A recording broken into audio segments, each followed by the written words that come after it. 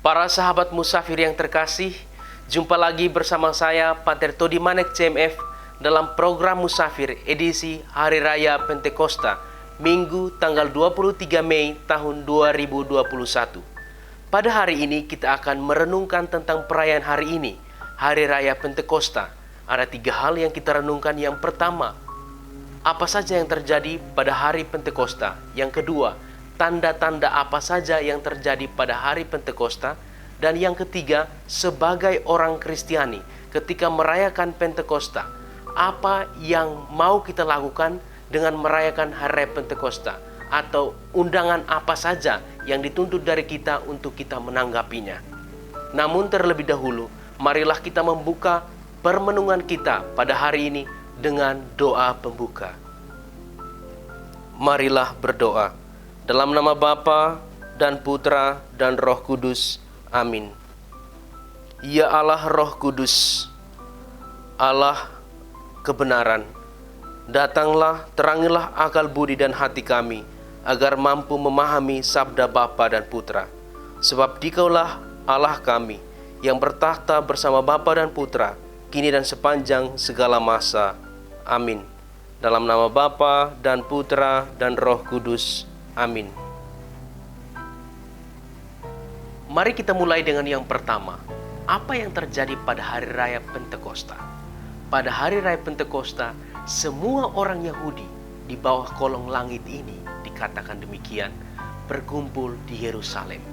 Tidak terkecuali para murid Yesus, para rasul, termasuk Bunda Maria, juga berkumpul di Yerusalem.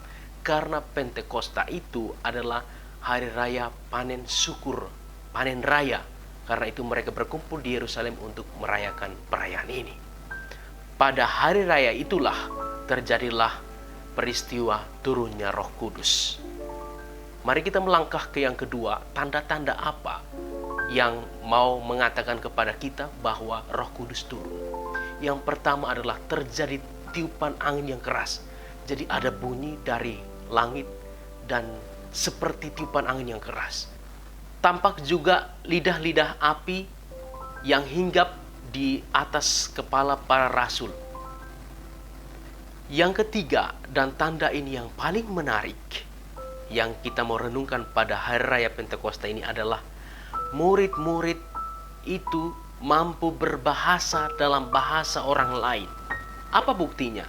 Buktinya adalah orang-orang Yahudi diaspora dan juga para pendatang dari Roma, orang-orang dari tanah Arab, dari Afrika, dari Mesir, mereka yang berkumpul di Yerusalem waktu itu mampu memahami apa yang dikatakan oleh para rasul. Jadi tanda bahwa Roh Kudus itu turun ke atas para rasul adalah mampu berbahasa dalam bahasa orang lain dan orang lain memahami apa yang kita katakan. Jadi kalau Roh Kudus turun atas kita dan kita berkata-kata, orang lain tidak memahami, barangkali kita harus berpikir lagi bahwa itu bukan dari Roh Kudus. Tanda bahwa Roh Kudus turun ke dalam hati kita, turun ke atas kita adalah kita berkata-kata dalam bahasa orang lain dan orang lain mampu memahami apa yang kita katakan. Hal ini dengan sangat jelas kita temukan dalam kisah para rasul. Dikatakan demikian, orang-orang yang berasal dari daerah luar dari daerah Yerusalem berkata demikian, bukankah semua yang berbicara itu orang Galilea? Bagaimana mungkin kita masing-masing mendengar mereka berbicara dalam bahasa kita sendiri, yaitu bahasa yang kita pakai di negeri asal kita.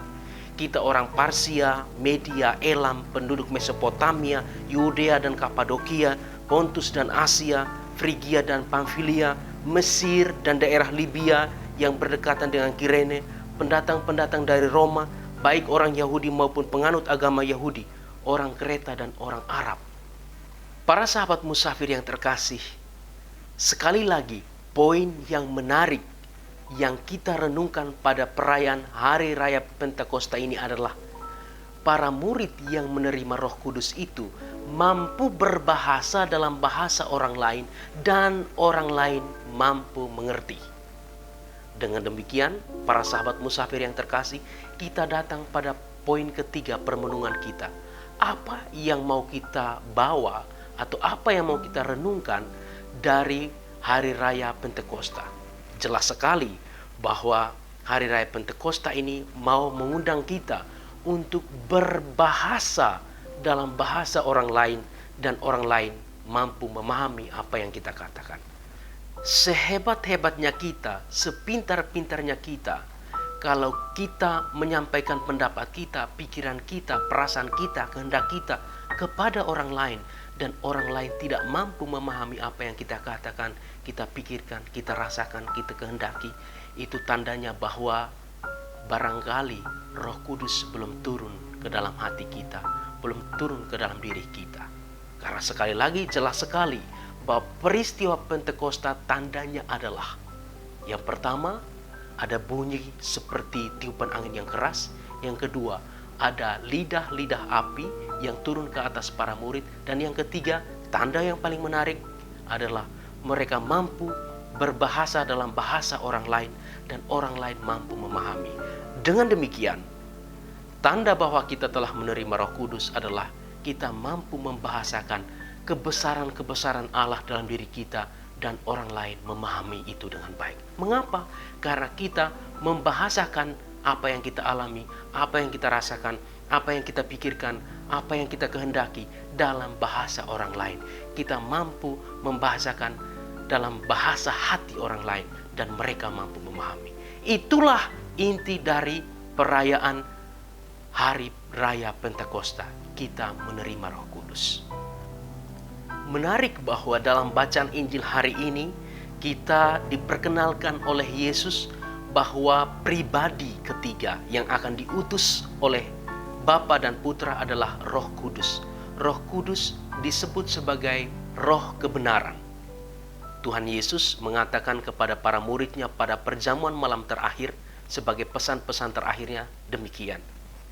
Roh kebenaran itu akan memimpin ke dalam seluruh kebenaran karena dia tidak berkata-kata dari dirinya sendiri, tetapi segala sesuatu yang didengarnya itulah yang dikatakannya, dan ia akan memberitakan kepadamu hal-hal yang akan datang. Itu poin pertama dari bacaan Injil. Bahwa roh kebenaran itu dia selalu benar dan menuntun kita pada kebenaran sejati karena dia tidak berkata-kata dari dirinya sendiri, tetapi dari yang didengarnya. Dia mendengar dari Bapa dan Putra. Dengan demikian, kita juga mampu belajar dari Roh Kudus yang kita rayakan hari ini, merayakan Hari Raya Pentakosta, menerima Roh Kudus dengan cara mendengarkan sebelum berkata-kata, sebelum bersaksi. Mendengarkan Bapa dan Putra, mendengarkan Allah Tritunggal, mendengarkan sabdanya, setelah itu baru kita bersaksi. Yang kedua, Roh Kudus akan memuliakan Yesus sebab ia akan memberitakan kepada kita apa yang dia terima daripada Yesus. Tuhan Yesus mengatakan bahwa Roh Kudus akan memuliakan dia. Roh Kudus memuliakan Yesus. Tanda bahwa kita menerima Roh Kudus adalah kita memuliakan Yesus. Jadi kalau orang berkata bahwa saya melihat penampakan dan Roh Kudus itu berkata kepada saya dan dia mengatakan bahwa Yesus itu bukan Tuhan, berarti dia tidak menerima Roh Kudus. Karena Roh Kudus selalu memuliakan Yesus. Aliran-aliran yang mengatakan bahwa saya mendapat penglihatan bahwa Yesus itu bukan Tuhan, bukan Allah, kita bisa langsung tahu bahwa ini tidak benar. Karena apa? Yesus sendiri berkata bahwa Roh memuliakan aku. Jadi kalau pada bagian awal bacaan Injil hari ini kita diundang untuk bersaksi, jadi Roh Kudus, Roh kebenaran itu akan diutus oleh Bapa dan Putra, dan dia akan memberikan kesaksian tentang Bapa dan Putra. Lalu Tuhan Yesus mengatakan, kamu juga harus bersaksi. Kita sebagai para pengikut Yesus juga harus bersaksi. Maka syaratnya jelas, kita harus mencontohi Roh Kudus, mendengarkan Bapa dan Putra, barulah kita bersaksi. Lalu yang kedua, kita memuliakan Bapa dan Putra bersama dengan Roh Kudus tentunya. Menarik bahwa 1 minggu sebelum kita merayakan Pentakosta, minggu lalu kita merayakan Hari Komunikasi Sosial Sedunia. dalam pesan Paus Fransiskus, dia mengatakan bahwa ketika kita mau berkata tentang sesuatu, ketika kita mau berbicara tentang sebuah peristiwa, menyampaikan sebuah informasi dan pengetahuan, hal yang tidak boleh dilupakan adalah kita harus datang dan melihat sendiri peristiwa itu terjadi. Jadi apa yang kita alami, apa yang kita dengar secara langsung, itulah yang kita sampaikan.